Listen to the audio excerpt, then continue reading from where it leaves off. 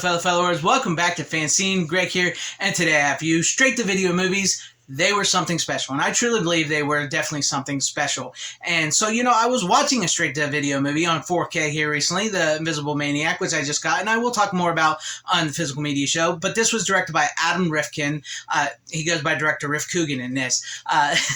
He's this director, and I was watching the special features on this movie, and he started talking about direct-to-video movies because he spoke to John Landis. He got a hold of John Landis. John Landis and him had a dinner, and John Landis told him that directors don't typically get a chance to practice their craft. They're kind of given a job and thrown into it, and you sink or swim, basically. And so Adam Rifkin's movie, The Dark Backwood, was coming into production. He wrote it. He was about to direct it. It was his passion project. But he had some time in between, and so he decided to make a direct-to-video movie, The Invisible Maniac. He wrote it really quick, and I believe they did it in like 11 days or something, that it all came together, something like that, they said. And so it's like his practice film. So none of it was really taken serious or anything, but everything went into it. Everybody said they had so much fun. They made it, and it became actually a pretty decent cult hit. And yes, it has a niche audience, but it became a pretty decent hit.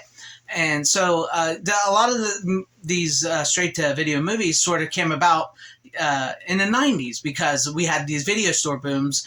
You were huge in the 90s. It started in the 80s, and in the 90s, video stores were everywhere, and they needed movies to fill their shelves. So these mom-and-pop stores and stuff, sort of like we're in a situation today with entertainment. But I feel it's a different way, and it was much more successful in my opinion because these video stores were huge at the time, and it's something new, and so like these companies exploded making these straight-to-video movies shot on video. A lot of them were shot on 35mm prints.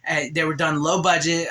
They were allowed to do things in these straight-to-video movies that like mainstream movies wouldn't allow. They were allowed to add a little more nudity. They were allowed to add a little more blood and gore and violence to the horror movies. They were allowed to add a little more risque or jokes in the comedies and stuff that you wouldn't see in the mainstream. And a lot of these movies were looked down upon as trash. Like trash, this is not real art, this is not real cinema, this is not real film. And I think that's far from the truth because a lot of these people, this is where they got their start. And not everybody can jump right into a $400 million movie like they do nowadays. And it's where a lot of like independent, low budget, 80 to 90 minute movies come from that I really enjoy and I really love finding that I've never seen. And so I really think straight-to-video movies were something special, and I got some here. These are just like barely the tip of iceberg of what was done in straight-to-video movies. This is some I picked off my shelf just to showcase you guys. You guys got something like, LA Wars.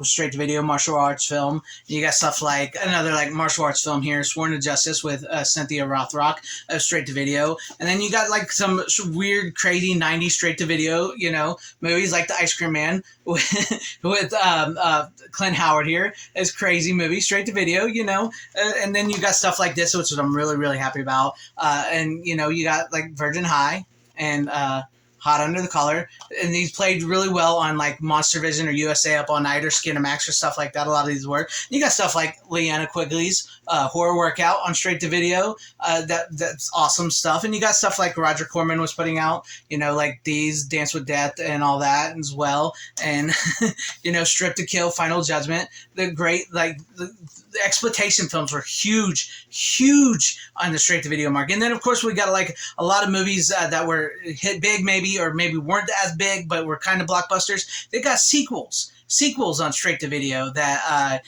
came out with the lesser stars and lower budgets and stuff, but you got sequels, and we got stuff like this, Scanner Cop and Scanner Cop 2, which are sequels to the Scanner movies. The last two sequels, to be honest, there was no more Scanners after this, but we got stuff like that. We got stuff like this and so much more. I mean, so much more trashier, which I love, and like shot on video and all that stuff. There were so many straight to video movies. It was such a boom, and it was so cool to have lived in that era of straight-to-video movies. And, when you go to the video store and you were looking in the aisles and maybe you saw something like those and you rented them and you're wondering, what did you just watch? How does this get made? I love it. You got that. And then sadly, along came Disney, good old Disney, who likes to run pretty much everything, and cartoons. I mean, a lot of straight-to Disney sequels came out and sort of took over the straight-to-video market in the later 90s. and near the tail end of the 90s, and also like the Land Before Time cartoons came in and sort of, these movies and kids movies sort of killed the straight to video market, and along with Blockbuster. Honestly, Blockbuster killed the straight to video market along with Disney and these cartoon companies, because you had to have more family-friendly stuff at Blockbuster, and then Blockbuster was putting out the mom and pops that would carry stuff like that.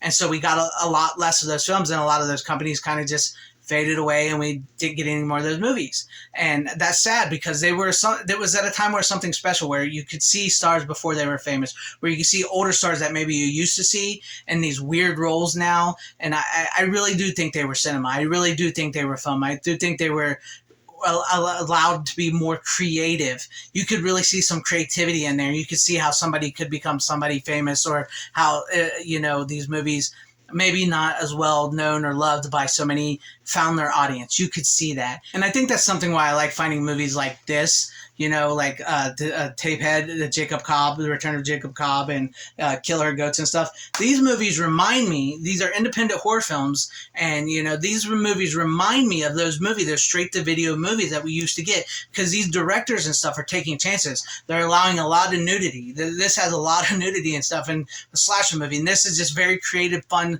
slasher film. That may not have the nudity, but it's going for the gore, it's going for the look, it's going for the atmosphere. It reminds me of that. It's got the neon colors, the lights of the 90s, and just these movies truly remind me of the straight-to-video movies that we used to get, and I really loved and I really enjoyed all those years ago. And I just to see, like, I know I held up with them, like to see MVD and Vinegar Syndrome and Shout Factory put out these movies on Blu-ray, 4K. Some of them are getting 4K because, like I said, some of them were actually shot on 35 millimeter prints, because sometimes they opened up overseas, in actual theaters and stuff. And other times they were on tape, and get like the Linnea Quigley Horror Workout was shot on tape and stuff, but straight to video. And they knew their audiences, and it was fun to find these movies, and it was fun to peruse them. And with streaming nowadays, and basically everything has gone to streaming, because streaming killed that, and streaming, Disney killed the straight-to-video market, and then streaming came along and basically killed video stores and any straight-to-video market, because now everything's straight to streaming, and they're nowhere near the great. It's content. It's not entertaining. I mean, at least what I felt with the straight-to-video movies, they felt fun. They felt like they were actually still trying to make a movie, not just make content, even though they were designed to fill the shelves. I just think it was still people try to practice their craft. That's what I got from Adam Rifkin. It was like people trying to practice their craft and to make something, even if it didn't go theatrical. And I think that's what I feel like with independent movie makers, independent horror, independent film in general, which some are still going strong, like with Full Moon, who did a lot of straight-to-videos and stuff, and Trauma, which did a lot of straight-to-video stuff. As I love seeing that that's still around in some form in that way, and that we still can bring back that feeling. But yes, I truly believe straight-to-videos were something special. So what do you guys think? Do you guys think straight-to-video movies were something special, or do you think I'm just off my rocker here and that they were just horrible, crappy, cheesy, bad movies that you hated to watch?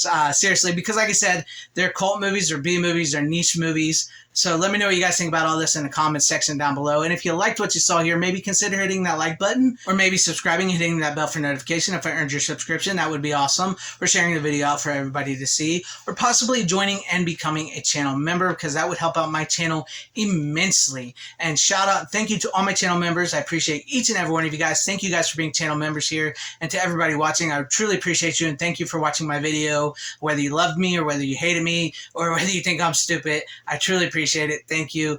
Wherever you all are, please have a great, safe, happy, healthy day, morning, afternoon, evening, and night. Always support physical media. It is the superior format. Godspeed.